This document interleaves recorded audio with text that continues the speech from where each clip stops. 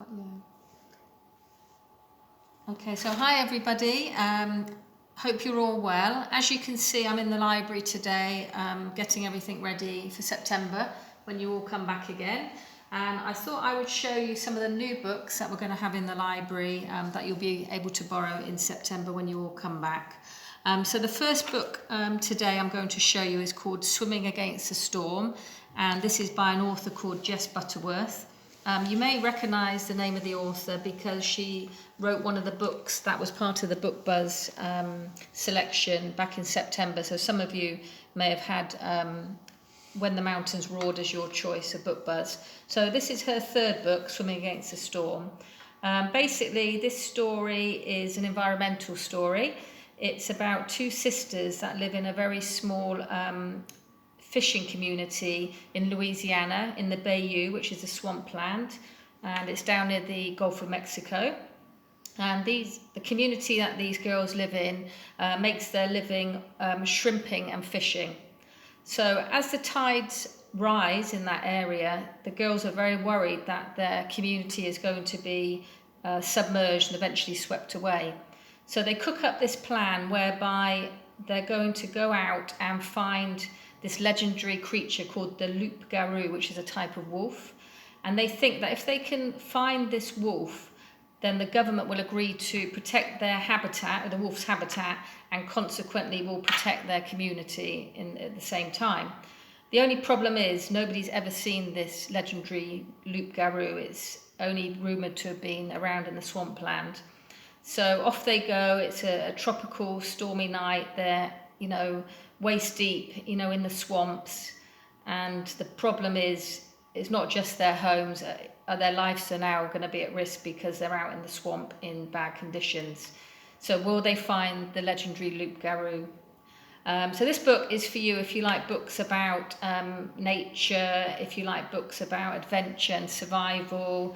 The author's very good at building up a sense of place. You can find out about the alligators and the swamp rats, all the type of animals that live in this quite exotic location.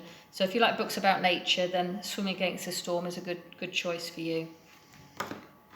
The second book today is called Mr. Sparks, and this is by an author called Danny Weston. He's also written some of the other books in the library called The Piper and the Scarecrow. So this book's a bit different. As you can see from the tagline, it says, "You'll do whatever he tells you." So this is a slightly spooky, mysterious book.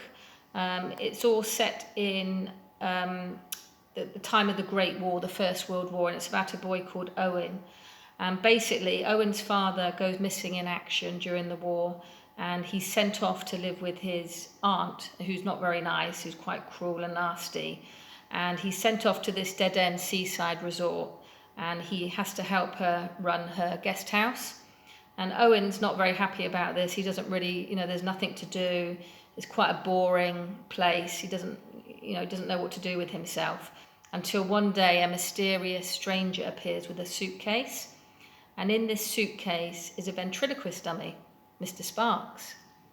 And Owen pays quite a lot of attention to this dummy, and he works out that sometimes the dummy is actually speaking for himself. And it's up to him to work out or to find out the sinister origins of this dummy and why this dummy wants a new, younger puppet master, which looks like it's going to be him, Owen. So this book is great if you like slightly spooky, mysterious books. It's not too frightening. It's got some great details. It's a historical book, tells you about the First World War as well. And if you're familiar with the story Pinocchio, this is the same story but with a bit of a twist. So that's Mr. Sparks by Danny Weston. And the final book today that I've chosen, it's got a great cover. It's called Outwalkers by Fiona Shaw. This book is a dystopian novel, and it's set in an England in the not too distant future, an England that we can recognise, but society has gone wrong. England has become a dictatorship run by a government called the Coalition, and basically they have sealed off the whole of England. They built a huge wall all across where Scotland is, and they sealed all the other borders. So if you're in England, you're stuck in England. Also, they have implanted chips in everybody's neck so that they can follow what you do. And this story basically is about a boy called Jake, who's 12 years old. Jake's sent to live in an orphanage called a home academy, because in the laws of the coalition, if you're a child whose parents have both died, and his have in a car crash, if your parents have died, then you're sent to these home academies. So he's sent to this home academy. He's had to leave his dog Jet behind with an old neighbour, and he's not very happy about being in this academy, and he's desperate to escape and to go back and find his dog and get out.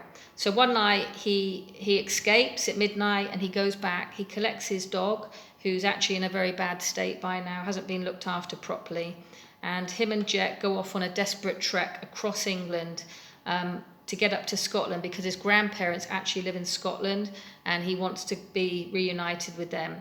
So off he goes. It's a very dangerous terrain because the government are obviously looking for people.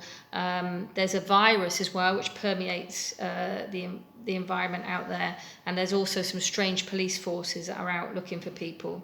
And along the way, him and his dog meet a group of feral teenagers and children called the Outwalkers, and he joins this group, and he constantly has to prove himself to the group to be worthy of their protection, and so that he can keep as part of the group and keep his safety. And so the story basically follows him as he makes his way northwards. It's a very good book. It's a page turner, full of suspense. If you like adventure and mystery, this is a really great book for you, and it will definitely keep the pages turning. And I thoroughly recommend Outwalkers by Fiona Shaw. So that's all the 3 books for today. If you've got any ideas about anything you'd like in the library, then you can email me on j.nash@bridgewaterhigh.com and let me know if there's anything you'd like to see in the library in September. So till then, take care, keep reading, and I look forward to seeing you soon.